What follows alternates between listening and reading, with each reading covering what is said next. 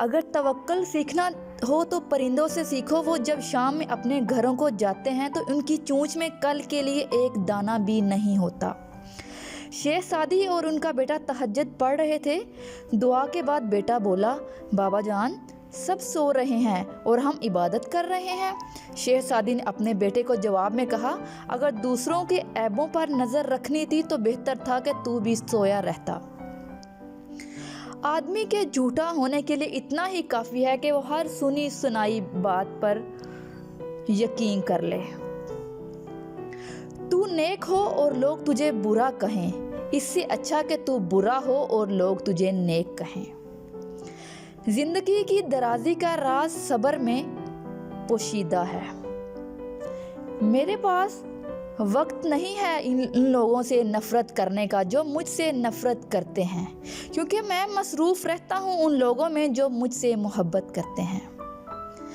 نادان ڈھول کی مانند ہوتا ہے، بلند آواز ہوتا ہے مگر اندر سے خالی ہوتا ہے۔ کبھی بھی بیوقوف کو اپنا رہنما نہ مانا، خواہ دنیا میں عقل مند نہ رہیں، کیونکہ خوبیاں کبھی خامیاں نہیں بن سکتی اور نہ اچھی چیز کی عدم موجودگی میں کوئی بری چیز بہتر اور اچھی ہو سکتی ہے۔ آدمی کے علم کا اندازہ تو ایک دن ہو جاتا ہے، لیکن نفس کی خباثت کا پتہ برسوں بعد بھی نہیں لگتا۔ جو تجھ سے وابستہ نہیں تو اس سے وابستہ نہ ہو۔ جو انسان دوسروں کے غم سے بے نیاز ہے، انسان کہلانے کا مستحق نہیں۔ کسی کو اتنا پیار دو کہ گنجائش نہ چھوڑو، اگر وہ پھر بھی تمہارا نہ بن سکے تو اسے چھوڑ دو، کیونکہ وہ محبت کا طلبگار ہی نہیں بلکہ وہ ضرورت کا پجاری ہے۔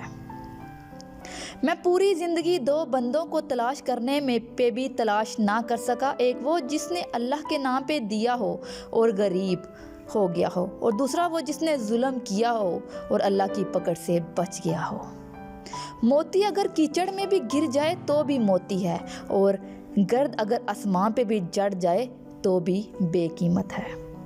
اپنے حصے کا کام کیے بغیر دعا پر بھروسہ کرنا حماقت ہے، اور اپنی محنت پر بھروسہ کر کے دعا سے گریز کرنا تکبر ہے۔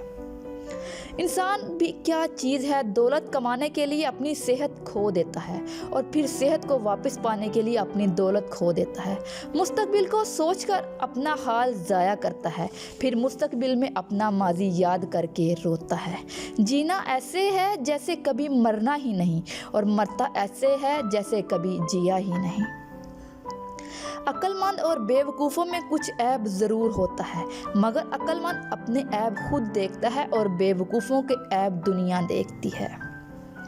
دشمن سے ہمیشہ بچو اور دوست سے اس وقت جب وہ تمہاری تعریف کرنے لگے۔ اگر چڑیوں میں اتحاد ہو جائے تو وہ شیر کی کھال اتار سکتی ہیں۔ میں نے ایک نیک شخص کو دریا کے کنارے دیکھا جس کو ایک درندے نے زخمی کر دیا تھا، اور اس کا زخم دوا سے اچھا نہ ہوتا تھا۔ وہ عرصہ دراز سے اس تکلیف میں مبتلا تھا، مگر ہر وقت اللہ کا شکر ادا کرتا تھا۔ لوگوں نے پوچھا کہ شکر کس بات کا ادا کرتے ہو؟ اس نے جواب دیا، اس لیے کہ مصیبت میں مبتلا ہوں، نہ کہ کسی گناہ میں۔ اللہ کی نعمتیں کھا کھا کر دانت ٹوٹ گئے ہیں، مگر زبان ہے ناشکری سے باز نہیں آتی۔ اگر چاہتے ہو کہ تمہارا نام باقی رہے تو اپنے بچوں کو اچھے اخلاق سکھاؤ۔ انسان کو جتنا لگاؤ رزق سے ہے، اگر اتنا رزق دینے والے سے ہوتا تو اس کا مقام فرشتوں سے بڑھ کر ہوتا۔